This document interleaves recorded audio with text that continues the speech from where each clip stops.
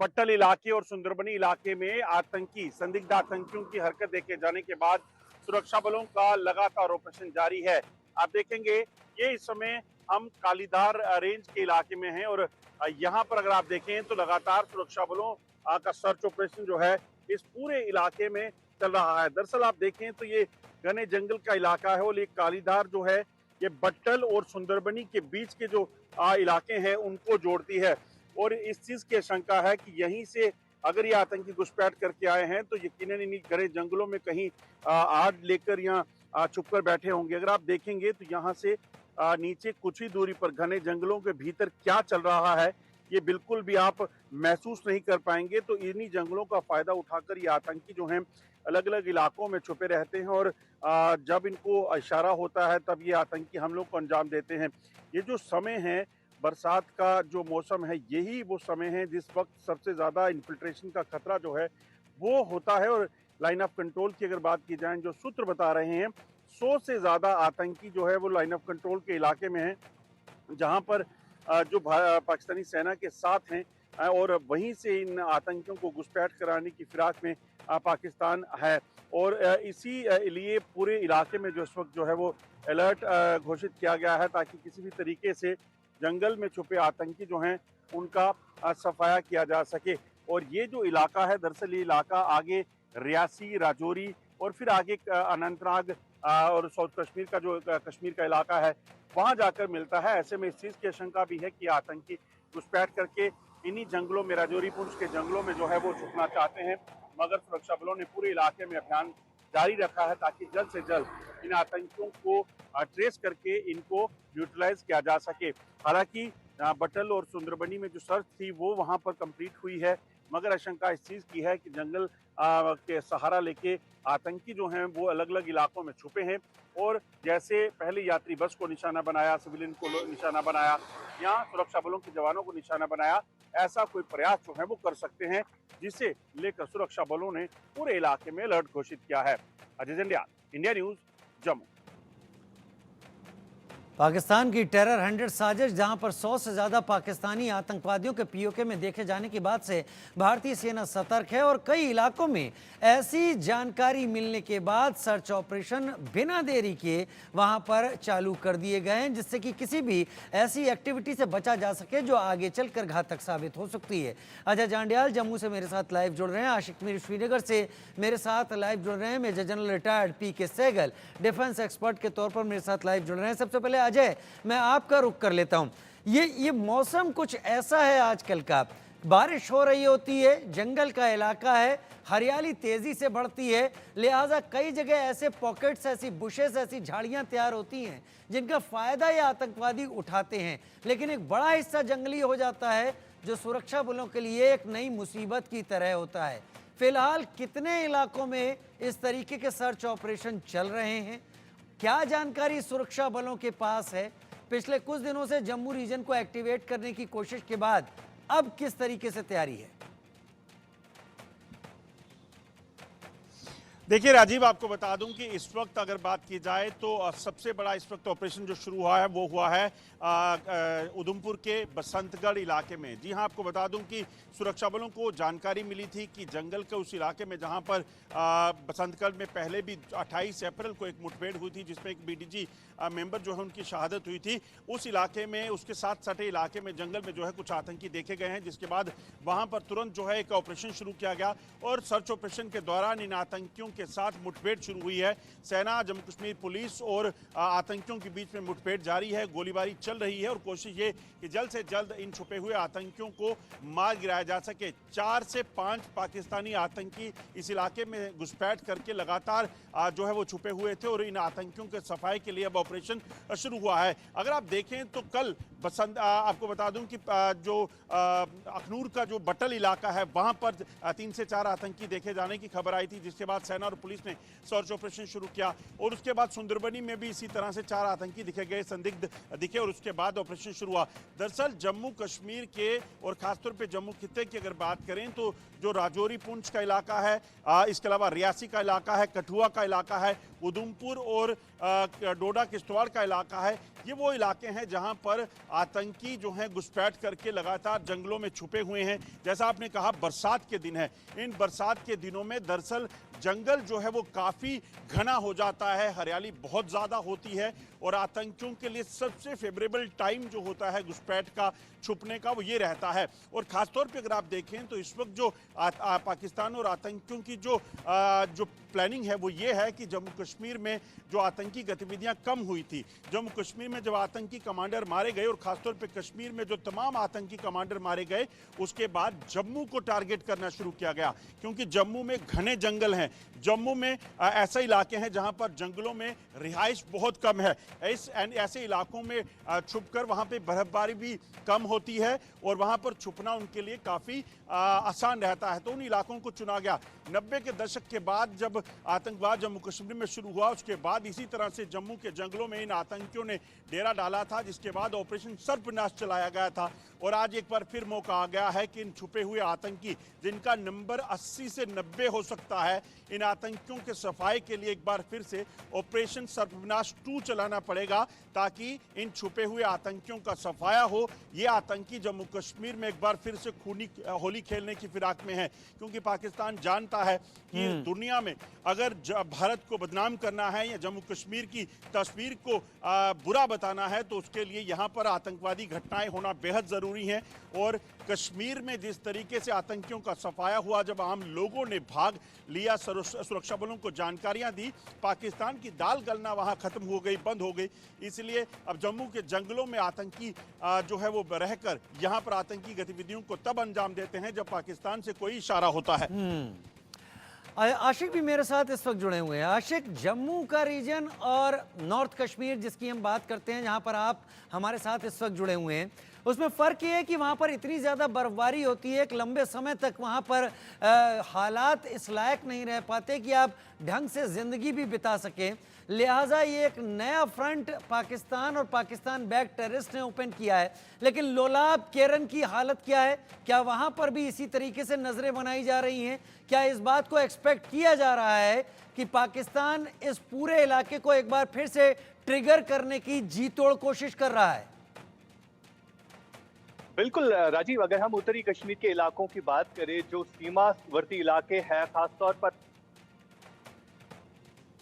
Uri sector की बात करें, तो इन इलाकों से बीते महीने हमने देखा कि किस तरह की घुसपैठ की कोशिशें लगातार की गई। और इतना ही नहीं, बल्कि बैट टीम की तरफ से भी एक साजिश रची गई, जिसके बाद सुरक्षा बलों की एक चौकी पर हमला भी किया गया। यानी ये कोशिशें जो है लगातार की जा रही है, लेकिन सुरक्षा बलों के जवान जो है बॉर्डर पर तैनात है, अलर्ट है, जितने भी ट्रूप्स, और लगातार ये साजिश जो है रची जा रही है। अगर हम देखें तो जिस हिसाब से टेररिज्म का शिफ्ट हम देख रहे हैं बीते कुछ सालों से कि जम्मू के इलाकों में देखने को मिल रहा है, और जितनी भी आतंकी घटनाएं हैं वो ज्यादातर जम्मू में देखने को मिल रही है, क्योंकि ऐसा भी हो सकता है कि अब ये आतंकी जान गए हैं कि कश्मीर में ये जो जंग लड़ रहे थे वो हार चुके हैं, और यहाँ पर लोकल सपोर्ट जो है बिल्कुल भी अब नहीं मिलता है, क्योंकि अब आम इंसान के जहन में ये आ गया है कि क्या सही है क्या गलत है। क्योंकि कश्मीर की सड़कें जो आज से पहले सिर्फ हड़ताल पत्थरबाजी विटनेस करती थी, लेकिन आज उन्हीं सड़कों पर रौनक है। आज यहाँ पर जगमगाता लाल चौक दिख रहा है, जिस लाल चौक पे हमेशा पाकिस्तान के झंडे और देश मुखालिफ सरगर्मियां देखने को मिलती है। और ऐसे साफ तौर पर यह लग रहा है कि पाकिस्तान में बैठे जितने की आतंकी कैंप्स है, और वहां पर ये साफ तौर पर साजिश रची जा रही है कि किस तरह से जम्मू के इलाकों में अब डिस्टर्बेंस फैलाई जाए, क्योंकि कश्मीर में ये जंग जो है हार चुके हैं, और कश्मीर में किस तरह से इन आतंकियों का खात्मा हो रहा है वो हम लगातार देख रहे हैं राजीव। लगातार हम देख रहे हैं खात्मा किस तरीके से हो रहा है। लेकिन नॉर्थ कश्मीर जो बहुत ज़्यादा वोलेटाइल रहा था, अब कंपैरेटिवली उसकी तुलना में जम्मू रीजन को, यानी कठुआ से लेकर पुंछ तक के इलाके को ट्रिगर करने, टॉर्च करने की, आग लगाने की कोशिशें लगातार चल रही हैं। मेजर जनरल पीके सहगल मेरे साथ जुड़े हुए हैं इस वक्त। एक लंबा आपका अनुभव है मेजर। मैं पहला सवाल बहुत आसान भाषा में आपके सामने यूँ रखूँगा कि जब एक लंबा कोई अनुभव किसी एक संगठन के पास होता है, जैसे भारतीय सेना है, तो वो अनुभव बताता है कि आगे चीज़ों को किस तरीके से टैकल करना है। एलओसी के इस हिस्से में भारतीय सेना पिछले कई सालों से इतना ज़्यादा इसमें उलझी रही और धीरे धीरे करके इस पूरे रीजन से इस तरीके से वाकिफ हो गई कि इस बात पर यकीन करना थोड़ा मुश्किल होता है कि एलओसी से इन्फिल्ट्रेशन कराना अब पाकिस्तान के लिए उतना आसान हो पा रहा होगा। लेकिन फिर भी अगर टेररिस्ट जम्मू रीजन में दिखने लगे हैं या फिर आर्मी के कॉन्वॉय पर हमला कर रहे हैं, तो वो कौन से पॉसिबल रूट्स होते हैं जिसको पाकिस्तान ने नया खोजा है भारत को तनावग्रस्त और परेशान करने के लिए? आपका सवाल बहुत अहम है। मैं आपको बताना चाहता हूँ 2002 से लेकर 2021 तक जम्मू रीजन बिल्कुल पीसफुल था, यहाँ किसी प्रकार की कोई बड़ी घटना नहीं हो रही थी। लेकिन जब गलवान में हमारा मुठभेड़ हुआ तो हमने जम्मू रीजन से तकरीबन 80% जो फोर्सेस थी उनको उठा के कश्मीर में भेज दिया। आप सर रोमियो फोर्स और यूनिफॉर्म फोर्स की बात कर रहे हैं? मैं टोटल फोर्सेस की बात कर रहा हूँ कि यहाँ से बहुत बड़े पैमाने पर फोर्सेस को हमने हटा के कश्मीर में भेज दिया, लद्दाख के इलाके में जी। तो यहाँ का जो सिक्योरिटी गिड था, सिक्योरिटी गिड कमजोर हो गया, जो इंटेलिजेंस गिड था कमजोर हो गया, जो लोकल इंटेलिजेंस का बड़े साल लगते हैं उसको कायम करने के लिए वो कमजोर हो गया। उसका फायदा पाकिस्तान ने उठाया है। जहाँ तक कश्मीर का ताल्लुक है, 5 जगह से बड़ी घुसपैठ हो सकती थी। वन वॉज गुरेज एरिया, दूसरा तंगधार का एरिया, तीसरा उरी का एरिया, चौथा था रजौरी पुंछ का, फिर ये 5वां था सांबा कठुआ और उसके नीचे गुरदासपुर का। मैं वहाँ 4 साल हेलीकॉप्टर यूनिट कमांडर रह चुका हूँ और रिटायरमेंट के बाद भी मैं उन इलाकों में बार बार जाता रहा हूँ जहाँ आज रिश्ते भी जाने के लिए घबराते हैं। पुलवामा में, शोपिया में, कुलगाम में, अनंतनाग में हम काफ़ी से ज़्यादा सक्षम हैं। हमने हर प्रकार से पाकिस्तान के घुसपैठ के तरीकों को एक ख़त्म कर दिया था, लेकिन क्योंकि वहाँ से फोर्सेस हटा दी गई और कुछ पॉलिटिशियंस ने ऐसी स्टेटमेंट दी जो हमारे आईज एंड ईयर्स थे उस एरिया में, गुज्जर और बकरवाल, वो कुछ हद तक हमारे खिलाफ हो गए और आज वो हर प्रकार से ओवरग्राउंड वर्कर के तौर पे पाकिस्तान के घुसपैठियों की मदद करते रहे हैं। उनको शेयर देते हैं, उनको लॉजिस्टिक सपोर्ट देते हैं, उनके बदले में रिकॉनेसेंस करते हैं, वो हमला करने के बाद उनको छुपने का रास्ता बताते हैं। आज उनके खिलाफ भी कार्रवाई शुरू हो गई है, उनको भी पहचाना जा रहा है। फिर कुछ गवर्नमेंट में कुछ ऐसे ऑफिशियल थे और पुलिस में कुछ ऐसे ऑफिशियल थे जिनकी सहानुभूति और सिंपैथी मिलिटेंट्स के साथ थी, उनको भी पहचान के डिसमिस किया जा रहा है। हिंदुस्तान ने बड़े पैमाने पर एक किस्म से दोबारा ऑपरेशन जारी किया है और मुझे यकीन है कि आज पाकिस्तान ने जो कर लिया है सो कर लिया है। अभी बड़े पैमाने पर कुछ बड़ी साजिश को अंजाम नहीं दे पाएगा। पाकिस्तान काफ़ी ज़्यादा बुखलाया हुआ है क्योंकि हमने G20 वहाँ सक्सेसफुल की। कश्मीर में जो इलेक्शन हुई, रिकॉर्ड मतदान हुआ। अभी सितंबर के महीने में दोबारा इलेक्शन होने की संभावना है। पाकिस्तान चाहता है कि बड़े पैमाने पर कुछ ना कुछ वहाँ कार्रवाई करे ताकि दुनिया के सामने ये रख सके, दुनिया का मीडिया का अटेंशन ड्रॉ कर सके। दुनिया का अटेंशन होगा इलेक्शन के समय, लीडर्स आएंगे कई पार्टीज के वहाँ पे, उनको निशाना बना सके। और ऑन गोइंग अमरनाथ यात्रा है, उसके बावजूद भी पाकिस्तान, मैं गारंटी करता हूँ, कुछ नहीं कर पाएगा। जिस माफिक हमने G20 सक्सेसफुल की, जिस माफिक कश्मीर इलेक्शन सक्सेसफुल की, जिस माफिक अमरनाथ यात्रा सक्सेसफुल है, हर साल होती रही है, उसी माफिक ये तमाम इलाके को भी सुरक्षित कर लिया जाएगा। क्योंकि बड़े पैमाने पर अभी 7 से 8 हज़ार एक्स्ट्रा ट्रूप्स यहाँ लगा दिए, कुछ पैरा कमांडो लगा दिए, रिकॉनेसेंस बढ़ा दिया, सर्वेलेंस कैपेबिलिटी बढ़ा दी है, इंटेलिजेंस गैदरिंग और इंटेलिजेंस शेयरिंग को बढ़ा दिया है। और वंस अगेन बहुत ज़बरदस्त कोशिश की जा रही है कि ह्यूमन इंटेलिजेंस जो सबसे इम्पोर्टेंट है और सबसे महत्वपूर्ण है उसको रिक्रिएट किया जाए। उसमें समय लगता है, लोगों का दिल दिमाग और विश्वास जीतने के लिए बहुत समय लगता है, क्योंकि वो इन्फॉर्मेशन देने से घबराते हैं कि कल आतंकियों को पता लग गया तो उनके परिवार को खत्म कर देंगे। ऐसे में उनका दिल और दिमाग और विश्वास जीतना बहुत इंपॉर्टेंट होता है, जिसमें काफ़ी से ज़्यादा टाइम लगता है। वो सारी चीज़ें जो है for the time being compromise हो गई थी जब हमने फोर्सेस को यहाँ से हटा दिया। अभी हम दोबारा इस एरिया में उसी माफी का ग्रिड इस्टेब्लिश कर रहे हैं जो पहले था, और मैं यकीन दिलाता हूँ कि जम्मू उसी माफिक शांत हो जाएगा अगले कुछ हफ्तों में या कुछ महीनों में, जैसे पहले था। 2002 से लेके, अगर आपको याद होगा कि लोकसभा में कश्मीर की इलेक्शन से पहले हमारे होम मिनिस्टर ने ये कह दिया था कि वो इलाका इतना शांत है कि वहाँ से हम हर प्रकार से सेना को हटा देंगे और ये इलाका पूरा का पूरा जम्मू कश्मीर पुलिस के हवाले कर देंगे। प्रीमेच्योरली खुश हो चुके थे, लेकिन पाकिस्तान ने ये तमाम स्थिति का फायदा उठाया और इस माफी की कार्रवाई की। यस, जो मानसून का सीजन होता है, मानसून का सीजन बहुत ही फायदेमंद होता है क्योंकि वहाँ फास्ट फ्लोइंग रिवर्स हैं, फास्ट फ्लोइंग नालाज हैं, बहुत बड़े सरकंडे पैदा हो जाते हैं, जंगल घने हैं, केव्स हैं वहाँ पे, टोपोलॉजिकल फायदे उसको हैं, और वहाँ से आप ड्रोन्स के माध्यम से, हेलीकॉप्टर्स के माध्यम से, सैटेलाइट्स के माध्यम से उनको पिकअप, उनकी मूवमेंट को पिकअप नहीं कर सकते, और साथ ही साथ उनको बड़े पैमाने पर लोकल सपोर्ट मिल रहा है जो पहले नहीं था। इसके बावजूद आज सेना हमारी काफी सक्षम है। Let's not give Pakistan a capability which is not capable of.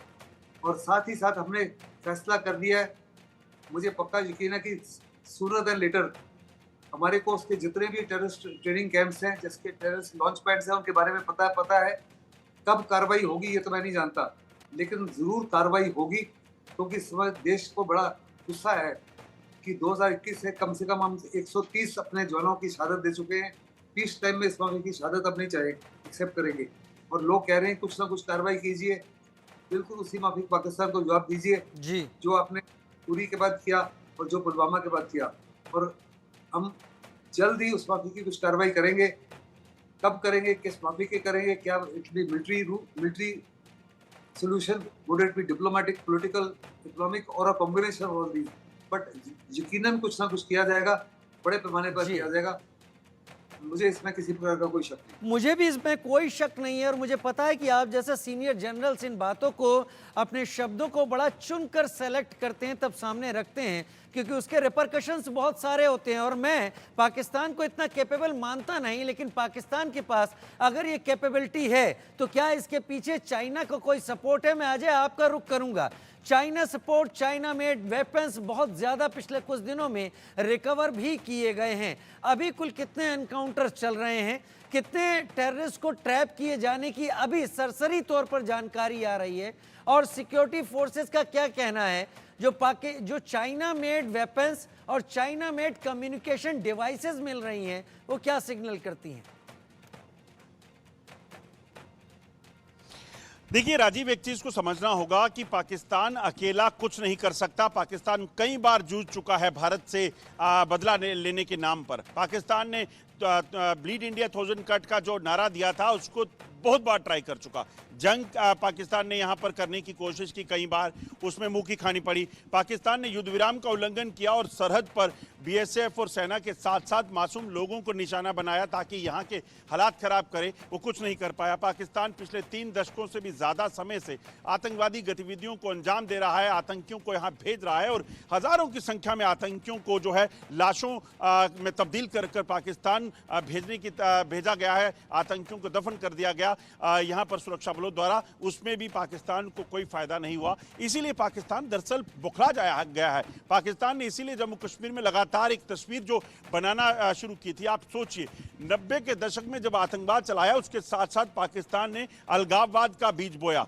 यहाँ पर लगातार आतंकियों को पनाह देने के लिए लोगों को तैयार किया, युवाओं को पत्थरबाजी के लिए और तमाम चीज़ों के लिए तैयार किया। मगर जब उस पूरे चक्रव्यूह को तोड़ा गया तो उस चक्रव्यूह के टूटने के बाद भारत की और जम्मू कश्मीर की जो असली तस्वीर दुनिया तक पहुंची, वो पाकिस्तान को ज़्यादा बुखलाहट का कारण बनी है। पाकिस्तान अब कोशिश कर रहा है कि किसी भी तरीके से जम्मू कश्मीर के हालात वैसे वापस किए जाएं जो 90 के दशक में पाकिस्तान ने किया था। पाकिस्तान फिर कह नहीं पा रहा दुनिया को, देखिए वहाँ पर युवा पत्थरबाजी करते हैं सरकार के खिलाफ, वहाँ पर युवा हथियार उठाते हैं, इसीलिए पाकिस्तान बुखलाया हुआ है। पाकिस्तान सरहद पार से लाइन ऑफ कंट्रोल की दूसरी तरफ से आतंकियों के साथ साथ अपनी फौज को भी भेज रहा है कि यहां जाइए, जम्मू कश्मीर में आतंकी गतिविधियों को अंजाम दीजिए, हमले कीजिए। और पिछले दिनों बैट एक्शन जो हुआ, जो पिछले दिनों यहां पर आतंकी हमले हुए जिनमें आतंकी वहां से फरार हुए, वो आतंकी कौन थे? वो आतंकी वही हैं जो एसएसजी कमांडोज हैं पाकिस्तान के, और उनको यहां भेजने का मकसद, क्योंकि जो आतंकी यहां पर हुआ करते थे उन आतंकियों को लगातार जो है सुरक्षा बलों ने ढेर किया, और इन आतंकियों के ढेर होने के बाद अब पाकिस्तान को समझ आ गया कि यहाँ की फौज का, सुरक्षा बलों का, जम्मू कश्मीर पुलिस का मुकाबला करना है तो कम से कम कोई ट्रेंड आतंकी चाहिए जो जम्मू कश्मीर में यहाँ पर सही मायने में हालात वापस खराब कर सके। मगर सुरक्षा बल पूरे सतर्क हैं। आपको बता दूं ये 80 से 90 आतंकी जो जम्मू कश्मीर में घुसपैठ करके आए हैं, ये वापस नहीं लौटने वाले, ये बड़ा तय है।